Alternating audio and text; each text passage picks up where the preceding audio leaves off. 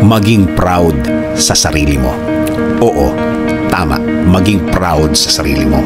Sa dami ng pinagdaanan mo, sa dami ng mga naranasan mo, sa dami ng mga nalampasan mo, matibay ka na, matibay ka na. Mas matibay ka na kaysa last month, last year.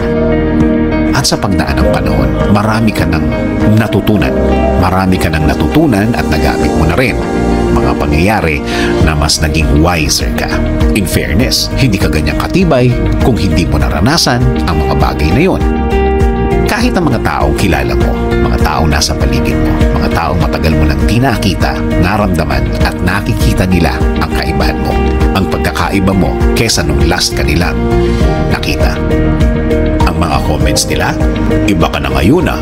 Mga comments na nagbibigay ng ngiti sa puso mo. Hindi mo nga namalayan na nagbago ka. Ramdam nila sa mga opinion mo. Ramdam nila sa mga sinasabi mo na marami ka nang alam. Kung pakikinggan ng iba ang mga nasasabi mo, ramdam nila ang wisdom. Ramdam nila na totoo talaga ang sinasabi mo. Mga salita mong may conviction, may paninindigan at di basta naniniwala sa mga sinasabi ng iba. Alam na alam nila na alam mo ang sinasabi mo at ramdam ng mga kausap mo na may credibility ka pagdating sa ganung mga pinag-uusapan. Para ka ng isang expert na nagsasalita. Ganun na nga ang datingan mo. Dahil kitang-kita na hindi mo sinukuan ang mga bagay na mahirap na dumaan sa'yo. Dumaan sa buhay mo. Feel nila na matapang ka, matalino ka, matatag ka dahil hindi ka nag-surrender sa mga yan. Feeling ng mga kausap mo na ang mga nangyayari sa kanila ay bahagi lang talaga ng proseso.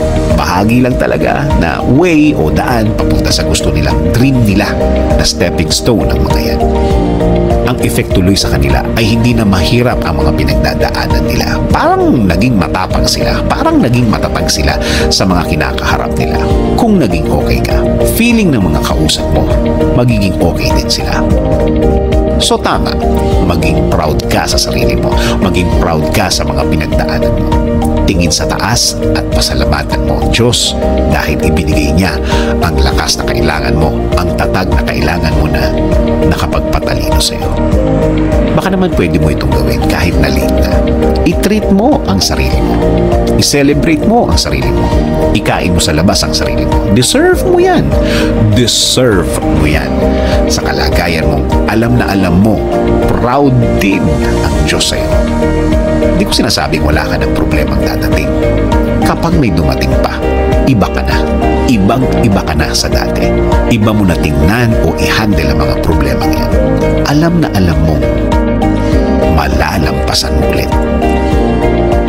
Sabi nga sa Matthew 7:11, if you then, though you are evil, know how to give good gifts to your children, how much more will your Father in heaven give good gifts to those who ask Him?